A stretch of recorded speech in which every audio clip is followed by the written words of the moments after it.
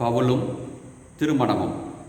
இன்று கொரிந்தியருக்கு திருமணத்தை பற்றிய அறிவுரையை பவுல் கூறுகின்றார்.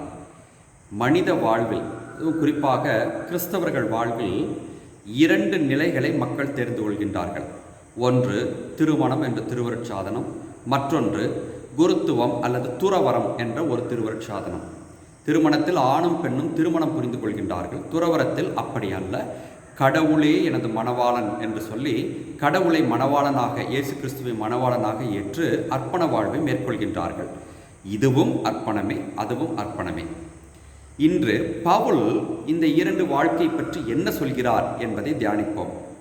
அவரை பொறுத்தவரை திருமணம் ஆனவர்கள் திருமண நிலையிலேயே நிலைத்திருப்பதுதான் நல்லது, அது மிக உயர்ந்த ஒரு திருவருட்சாதனம் என்பதை சுட்டிக்காட்டுகிறார்.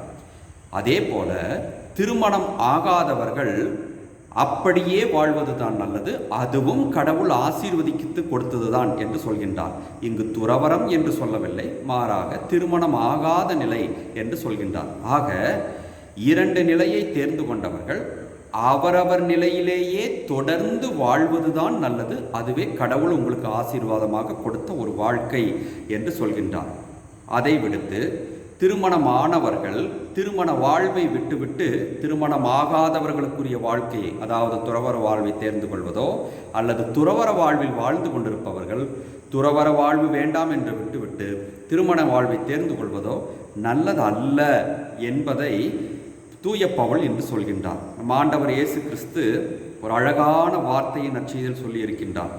கலப்பையில் கை வைத்த பின் திரும்பி பார்ப்பவர் எவரும் இறையாட்சிக்கு தகுந்தவர் அல்ல என்று சொல்லிவிட்டார். இறையாட்சி என்றால் திருமண வாழ்வும் இறையாட்சியை பற்றி எடுத்துரைக்கின்றது, துறவரமும் இறையாட்சியை பற்றி எடுத்து வைக்கின்றது.